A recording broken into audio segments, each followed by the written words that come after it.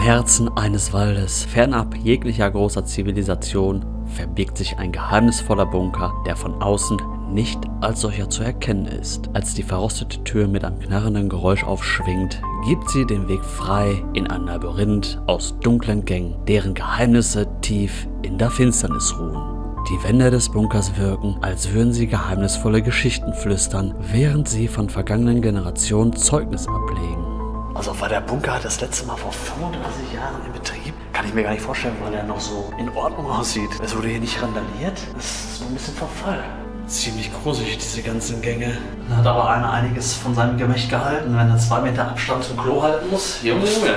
Ein kalter Hauch des Unbekannten umweht jeden Schritt. Die Gänge verzweigen sich wie die Adern eines geheimnisvollen Wesens. Verfallene Räume tauchen auf, von der Zeit und dem Vergessenen gezeichnet. Der Bunker ist ein Rätsel, ein Mysterium, welches erwartet, von uns entdeckt zu werden. Nach einer etwas längeren Suche haben wir den Bunker endlich gefunden und wir können hoffentlich aufs Gelände drauf. Es ist abgesperrt mit Zaun und Tor. Wir befinden uns, wie ihr im Hintergrund sehen könnt, mitten im Wald, also irgendwo im Nirgendwo. Allzu viel habe ich über den Bunker nicht herausgefunden, nur dass es irgendwas mit der Telefonanlage oder so zu tun hatte. Ich bin gespannt, was wir da drin zu sehen kriegen. Wir sind heute zusammen unterwegs mit Urbex Stories und Valor Adventures, sind natürlich unten unter dem Video in der Beschreibung verlinkt. Außerdem könnt ihr mir gerne bei Instagram folgen. Dort gibt es immer Stories, wenn ich auf Tour bin oder irgendwelche Ankündigungen oder einfach nur coole Bilder. Und vielleicht wird Instagram für die Zukunft ja noch ein bisschen wichtiger für den einen oder anderen Zuschauer von euch. Ich sag nur 10.000 Abonnenten auf YouTube. Ist zwar noch ein bisschen hin, aber vielleicht wird das ja was. Also abonniert mich einfach auf Instagram, weil damit bleibt ihr immer auf dem Laufenden. Und nun gehen wir rein in diesen Bunker.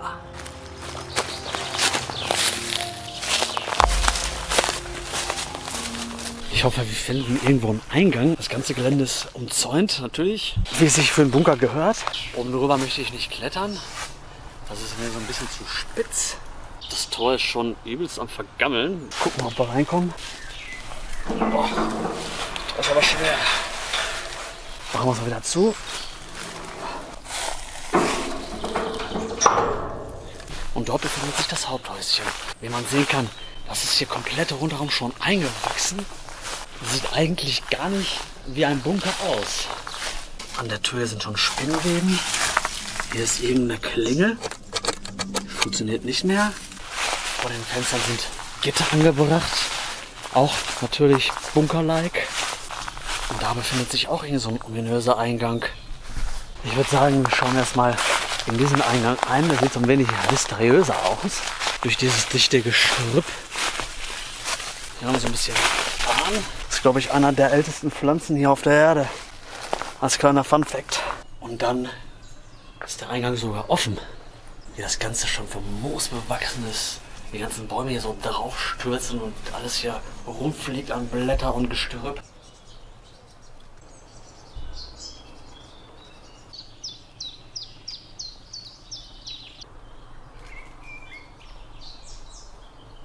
Und dann geht's durch diese Tür in den Bunker. Was auffällt, an der Wand sind gar nicht diese fluoreszierenden Bänder, wie man das aus anderen Bunkern kennt. Vorsicht, Stufe. Der erste Raum. Okay, Leute, es sieht aus, als wäre gar nicht mehr so viel hier drin. Warnung vor Berührung der elektrischen Einrichtung. Okay, hier ist irgendwie so ein komischer Schrank. Vielleicht war das mal irgendwie so ein Filterkasten. Da haben wir nämlich diese Luftauslässe. Hier ist leider kein Datum drauf. Aber oben drüber sehe ich irgendwas mit Telekom-Inventarnummer. Ich glaube, das passt dann. Mit Telefonbunker. Ich weiß nicht, vielleicht war irgendwie mal eine Art Nachrichtenzentrale drin oder sowas. Und da waren hier so ein paar Anzeigen für die Heizung, Min-Max. Aber außer dass der Putz von der Decke fällt, ist hier nichts mehr Besonderes drin. Was mich wundert, selbst der Schalter fluoresziert nicht. An dieser Wand gibt es diese ganzen Elektrosicherungen. Haben wir dann da Licht, TFKE-Raum, Steckdosen, Heizung und so weiter. Die Kabel sind auch noch da. Also eigentlich sollte hier kein Strom mehr drauf sein, aber man weiß ja nie. Und dann haben wir hier irgendwas auf dem Boden, irgendwelche Dokumente. Was haben wir denn da? Hier steht irgendwas mit Betriebstage, Betriebsstunden und durchschnittlich irgendwas. hier sehen wir das nächste Datum. 8.4.88. Also schon 35 Jahre ist das her, wo hier die Eintragungen durchgeführt wurden. Und dahinter die Zettel, ja, sind leer. Also war der Bunker das letzte Mal vor 35 Jahren in Betrieb? Kann ich mir gar nicht vorstellen, weil er noch so in Ordnung aussieht. Es wurde hier nicht randaliert. Das ist nur ein bisschen Verfall. Ansonsten nix. Cool. Da gibt es noch einen Raum, der ist auch komplett leer. Oh, guck dir mal dieses alte Telefon an. Geht natürlich nicht mehr. Aber auch schön zu sehen, wie der Putz einfach wieder von dieser Wand abblättert. Wieder ein richtig schönes Lost Place Feeling. Oben hängen irgendwelche verrosteten Kleiderbügel. Und an der Wand ein Aufkleber: Fernmelde Notdienst. Dann waren tatsächlich die Fernmelder hier in der Telefonzentrale, irgendwie sowas in der Art. Was mich hier aber noch wundert, die ganzen Kabel sind noch so ordentlich verlegt hier in den Raum. Guckt euch das mal an. Aber naja, schauen wir mal weiter. Und was auch komisch ist, das Schloss sieht gar nicht so alt aus von dieser Tür, als wäre das gerade erst dran gemacht worden. Und dann geht's runter. In den nächsten Bereich. Sehr interessant.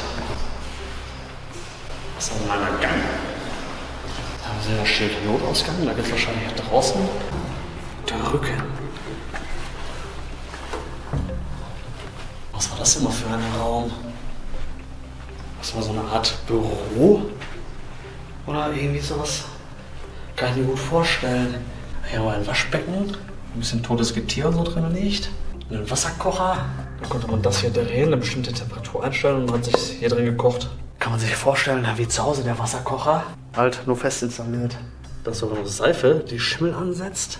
Und gerade gesehen, ganz kurios, da sind so Dämmmatten an der Decke. Und was ist da? Ein Schlüsselkasten. Und damit hätte ich eigentlich nicht gerechnet. Hier sind noch die kompletten Schlüssel alle drin.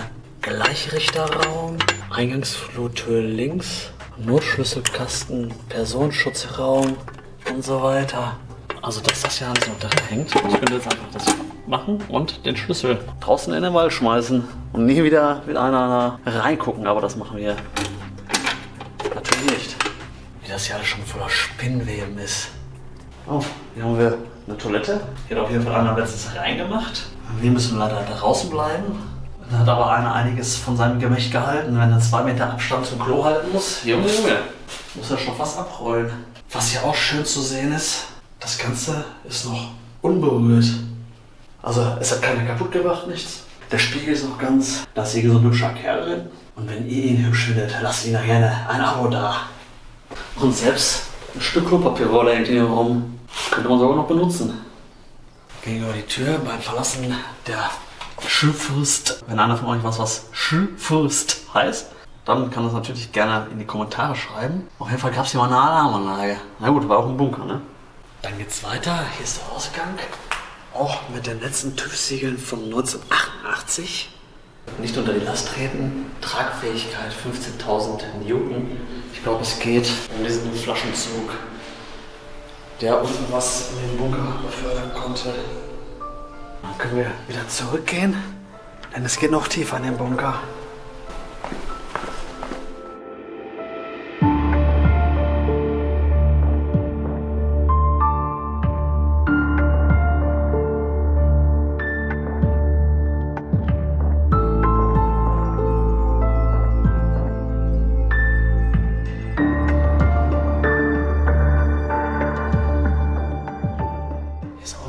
Flaschenzug-Gedöns. Schau dir mal diese fette Tür an, diese fette Schutztür. Hier die Mega-Bolzen zum Verschließen. Notschalter, Kraftstoffpumpe. Ich schätze mal, hier war irgendwas für den Generator drin, für den Strom. Dieselkraftstoff-Tankanlage. Tatsächlich war das der Raum, der irgendwas mit der Stromerzeugung zu tun hatte. Hier so ein Tank, Gefahrklasse Batterie. Und dann irgendwelche Knöpfe. Schaltverstärker, Signal für Freigabe. Ich mag es ja immer, Knöpfe oder Hebel zu drücken und zu ziehen. Da befindet sich hier direkt der nächste Raum. Oh Leute, und das ist dieser riesige Trafo oder einer von den Trafos. Schaut euch mal diese fetten Kabel an. Und das ist dann einer der Trafos, die Strom für diesen Bunker erzeugt haben. Dass er hier nur so rumsteht, so unberührt, nicht demoliert, gar nichts. Oh, da haben wir einen Feuerlöscher. Und auch ein nächstes Datum. Dort haben wir ein neueres Datum, 4.7.96. Das sind jetzt 27 Jahre her. Trotzdem sieht das ja nicht aus wie 27 Jahre verlassen. Sehr komisch. Oh, was haben wir denn hier? Das gehört auch zum Strom, zum Trafo. Das sind die Schaltschränke. So wie das aussieht mit 20 Kilovolt. An der Fontaine noch Ersatzsicherung für die 20 Kilovolt. Eingepackt sogar noch irgendwelche VDE-Bestimmungen für den Betrieb von Starkstromanlagen, Erste Hilfe und so weiter. Aus dem Traforaum geht es in Richtung nächsten Raum. Wie viele Räume gibt es hier? Wahnsinn. Hier sind wir in der Dekontaminationsdusche. Selbst das sieht noch gut aus. Da konnte man sich hier nach einer Kontamination duschen. Ja, hier eine Ventilleiche, eine Maus. So wie das aussieht, liegt die aber auch schon länger hier. Aber das ist hier, glaube ich, so eine Art Abzug, oder? Ich schätze mal, dass es ein Abzug war, um irgendwelche giftigen Dämpfe oder was auch immer einzusaugen. Und nach der Dusche ist man dann hier rausgekommen. Ziemlich gruselig, diese ganzen Gänge. Da ist ein Notausgang. Hier sind auch noch viele Schaltschränke, Lampentesthupe aus und so weiter. Schon ein bisschen neuartiger, moderner, würde ich vermuten. Irgendwelche Störungslampen. Und das ist dann die alte Belüftung. Da haben wir den Filter da oben drin. Das sieht alles ziemlich neu aus. Also gar nicht so, als wenn es 1996 hier geschlossen hat. Hier sehen wir dann, wofür das Rohr ist. Das ist die Schutzluftansaugeleitung. Das heißt, da kam die Luft rein, wurde damit angesaugt, durch diese Filter gejagt und dann hier im Bunker verteilt. So kann ich mir das jetzt vorstellen. Aus dem Raum geht es dann auch wieder weiter in diese schier endlosen Gänge. Was ist das denn? Wenn mich nicht alles irrt, würde ich sagen, das sind irgendwelche Toiletten. Aber ich sehe keine Abflüsse für die Toiletten. Oder es waren irgendwelche Umkleiden, kann natürlich auch sein. Weil ich glaube nicht, dass sie hier Campingklos hatten. Was sehe ich denn da in der Ecke? Wir haben hier irgendwie eine Raumüberdruckanzeige. Schnellschlussklappe bei Schlüssel schließen. Und so eine Handlüftung, glaube ich, ist das. Konnte man diese Kurbel drehen. Und dann händisch, falls mal wieder Strom ausgefallen ist oder so, die Luft hier reinholen, dass man hier nicht drin erstickt. Tatsächlich, Leute, das ist das erste fluoreszierende, was ich in diesem Bunker sehe. In der Ecke noch irgendwie so ein Behälter. Ich weiß nicht, war das mal irgendein Filter oder was? Die Kiste ist auch schon übelst am Schimmeln. Dann haben wir hier so eine Notausstiegsklappe. Die geht dann da weiter und führt nach oben, aber da ist zu, da kommen wir nicht mehr durch. Und dann noch ein weiterer Raum. Wahnsinn! Guckt euch das mal an. Da hängen einfach irgendwelche Leitungen von der Wand. Wie riesig dieser Raum einfach ist. Und in der Ecke kamen die fetten Leitungen an. Junge, Junge. Schaut euch das mal an. So eine Art Umspannwerk im Bunker. Hier hängt irgendwas von der Post. Und dann so eine Art Ersatzteillager, so ein kleines, mit Ersatzsicherung und Schrauben drin sogar. Und hier sollen Ersatzlampen drin sein. Tatsächlich sind da sogar welche drin. Wahnsinn. Man muss hier höllisch aufpassen, dass man sich nicht verläuft. Aber zum Glück gibt es überall diese Notausgangsschilder. Da weiß man, wo man hin muss. Einen Raum haben wir dann noch. Auch hier gibt es noch die alten Schaltschränke, in denen sogar noch was drin ist. Ich weiß gar nicht, wird das aufbewahrt für einen Notfall? Falls dieser Bunker wieder reaktiviert werden soll? Vorstellen kann man sich ja, ne? Bei der heutigen Bundesregierung. Erst für viel Geld alles abreißen und alles wegmachen und stilllegen und dann für noch mehr Geld alles wieder neu aufbauen. Anstatt dass man irgendwie sowas auf Standby oder sowas lässt, ne? Wenn wir jetzt darüber diskutieren, geht das wieder über eine Stunde. Auf jeden Fall schön zu sehen, dass diese ganzen Leitungen und so noch dran sind. Da oben haben wir die Anzeigen. Ja, auch wie viel Kilowatt und so hier durchgelaufen sind, Amperavolt. Das sieht auch alles noch so ordentlich aus, ne? Das ist ja schon eigentlich unheimlich. Und ich glaube, Leute, das war's hier, wa? Ziemlich viele große Räume und überhaupt Räume, die es hier gibt. Hätte ich von draußen gar nicht erwartet, dass es hier unten so riesig ist. Dann geht's hier wieder raus.